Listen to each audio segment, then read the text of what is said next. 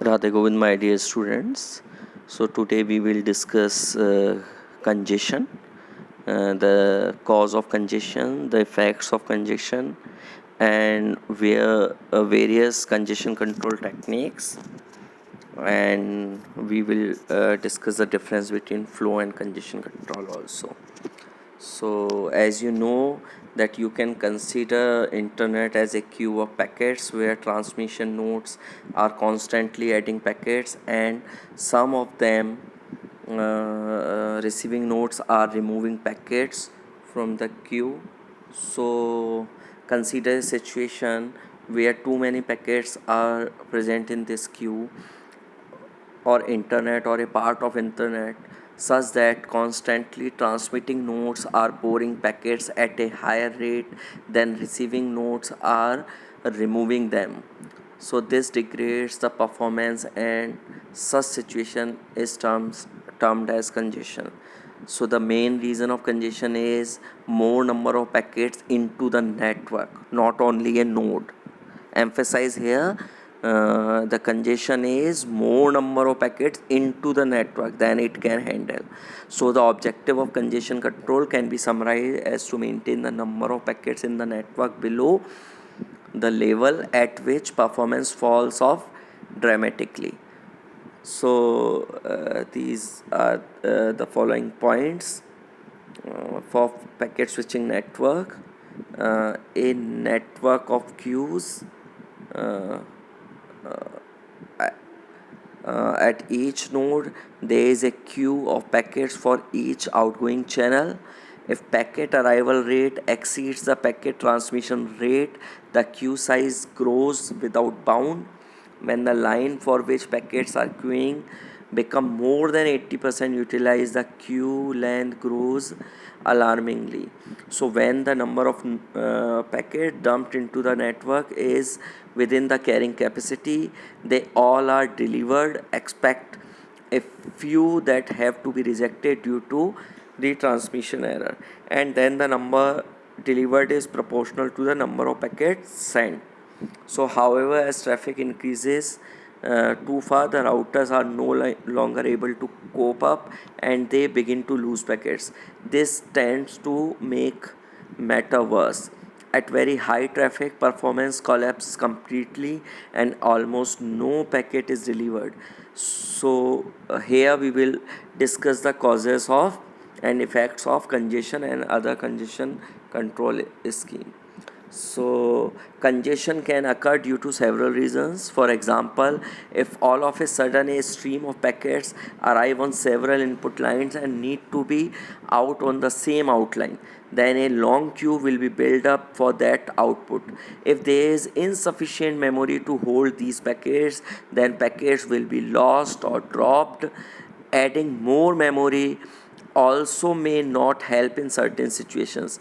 If router have an infinite amount of memory, even then instead of congestion being reduced, it gets worse, because by the time packets get at the head of the queue to be dispatched out to the output line, they have already timeout repeatedly, and duplicates may also be present. So you know that each packet has time to live.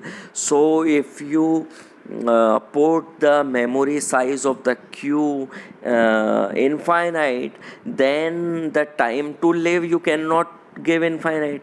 Okay, so this time to live when completes, then the new packets are generated for the retransmission, and it creates problem and multiply the problem. Okay, so all the packets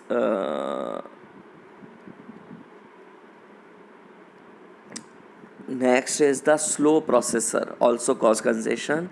If the router CPU is slow at performing the tasks required for them, queuing, buffer, updating tables, reporting any exceptions, queue can build up even if there is excess of line capacity.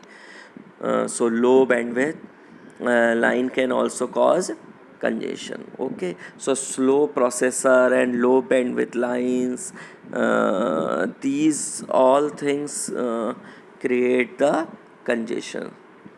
uh, Congestion tends to feed upon itself to get even worse. Whenever a congestion occurs, it multiply the congestion in the network. Okay, routers respond to overloading by dropping packets. Okay, so the packets contain TCP segment. The segment don't reach their destination, and they are therefore left unacknowledged, which eventually leads to timeout and retransmission of those drop packets, which multiply that congestion in the network. Oh, okay. So the major cause of congestion is often the bursty nature of traffic. If the host could be made to transmit at a uniform rate, then congestion problem will be less common. And one very common example nowadays I can give you about the congestion. This is the online tutorials we are providing to all of you.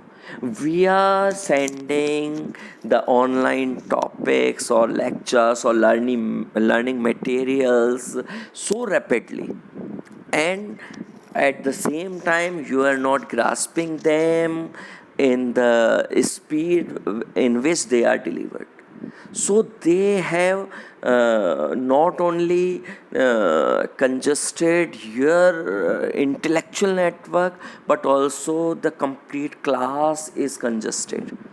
And that is why sometimes when you are not going to able to do your assignments in well manner, then we again retransmit the same material by using some assignments or QAs and etc. But we are not focusing on the point that grasping is necessary instead of delivering anything rapidly or to complete the course.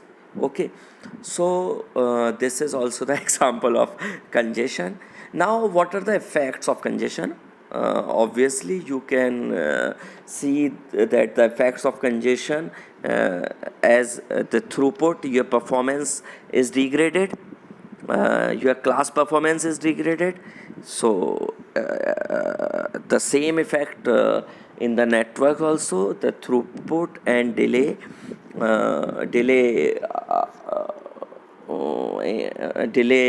incurs more.